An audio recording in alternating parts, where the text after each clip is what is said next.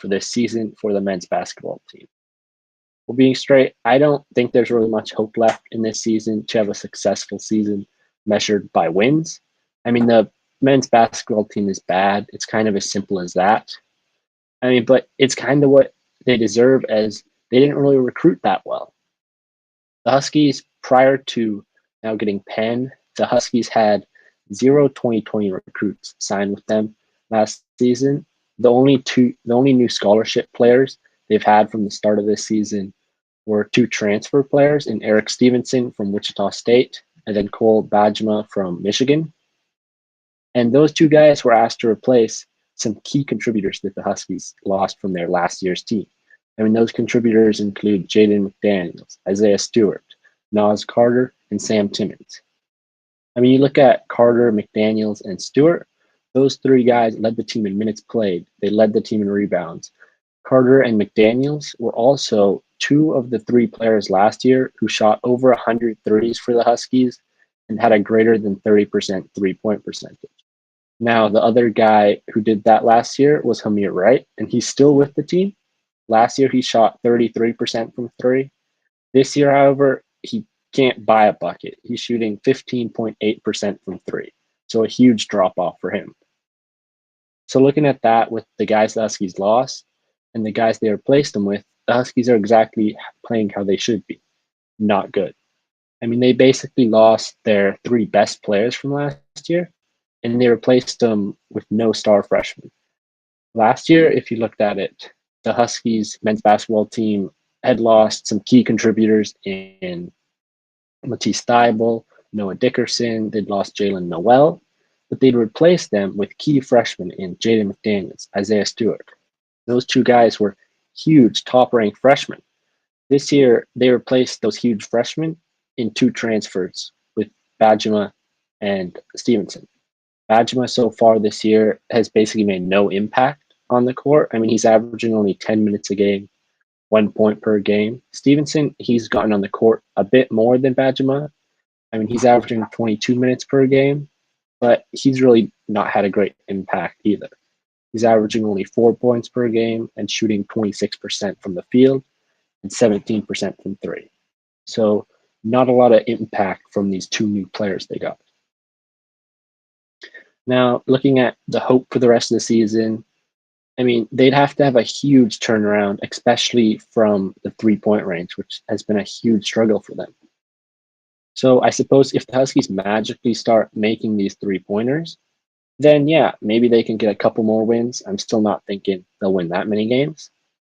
I mean, right now they're shooting only 24% from the 3-point line, absolutely dead last in the Pac-12. And it's not that they're taking bad shots or anything. They're getting open looks game in and game out. They just simply aren't making those shots.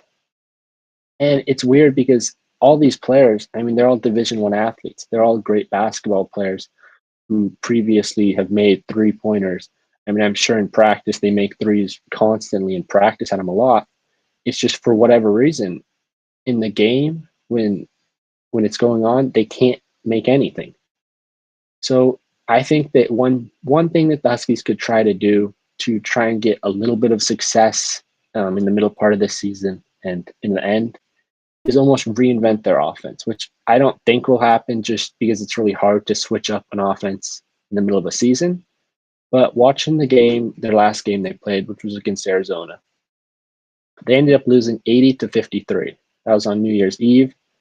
And what I saw throughout most of the game was their offense is basically completely dependent on Quade Green, which, in my opinion, I think that's a great thing.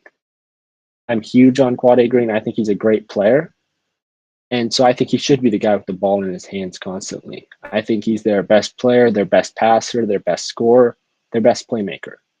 But Green really isn't able to single-handedly win these games with his play style he's been doing.